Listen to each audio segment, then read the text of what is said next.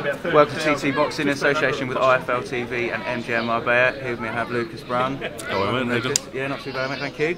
Good press conference, good turnout so far. A lot of buzz around the fight. Yeah, quite happy. Normally when you go to these sort of things here in Australia, there's not that much of a buzz about it. So it's good to see a lot of people here, a lot of cameras and things like that. So yeah, it's a nice feeling actually. Yeah, it's definitely captured the imagination. I think other than the main event, your fight seems to be capturing a lot of attention. I certainly hope so. Yeah, obviously kicking off the press conference earlier today. Yeah. How's training going for yourself? So looking very well. At the moment? I'm basing everything off my last fight, and that's probably the best way to do in a career. I was about 124 for that fight, overheating a lot, and just fitness wasn't there. So I'm currently 116 with a week and a half to go. So I'm on track in regards to weight and everything else. So I just have to make sure the fitness is right, and I think the rest will be history. Yeah. Absolutely, and your opponent's very rugged character.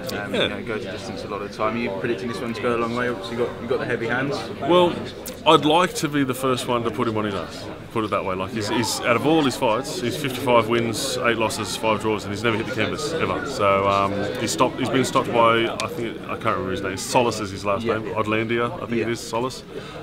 He stopped him standing up, where he's also been stopped from an injury through his elbow. So he's never hit the canvas.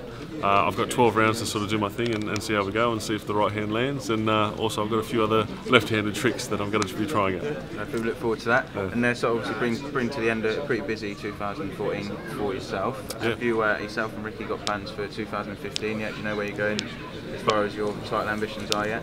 At this point, I'm number 5 with the WBA, 6 with the WBC, and 7 with the IBF. So it's all generally right there within the grasp of taking it. So it'll be just continuing good hard fights, learning fights at the same time. Like I just don't want easy fights. I want to be able to learn while I'm doing it. And I think the last fight showed that a lot of learning in that process. It was definitely hard, and I didn't enjoy it, but it was a learning process, and that's what needs to happen. So I think with 4 or 5 more good hard fights, I'll be ready for either one of those.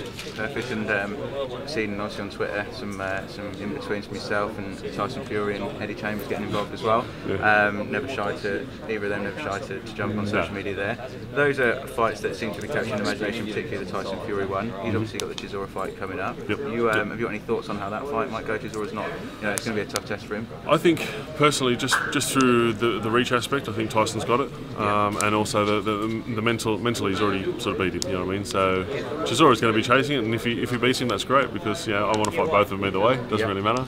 But it's I think it's supposedly for the WBO eliminator title, whatever it is. So I won't be able to sort of fight either one of them just yet, but it'll be on the cards for sure. Everyone wants me to knock Tyson on his ass. That's good. Yeah, everyone. I think we all know that'd be a fireworks if that fight was to happen. And elsewhere on the heavyweight landscape, and Klitschko aside, who else would you say is up there? Someone you want to fight? Malik Scott had his victory over Leon Pye last night. Yeah. Is that a fight you consider? 100%. I'd like to see that, because it'll sort of you have a direct comparison between myself and Alex at the same time.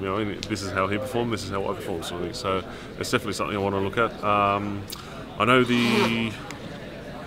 the interim title, the WBA interim title, there was dramas with the steroids and things like that. So if that does go up for grabs, that's something I want to sort of chase after as well. So there's a few things that and a few people I've sort of got my eye on. Yeah, for sure. Dante Wilder is always going to be one that I want to put on his ass, just because I don't like him. Yeah, absolutely, and that's one for the fans. And you think one that you'd maybe travel to America for? 100%. Yeah. I think that there'd have to be sort of a foot in the pond first in America before anything like that happens. But definitely something I want. Maybe in a way, David Scott, and then follow up with the Wilder fight. Exactly. Yeah. So how you thinking? Heard it here first. All right, perfect. So I'll leave you to it. Good luck in the fight, mate. We'll Thank you very much. Cheers, Lucas. Thank you.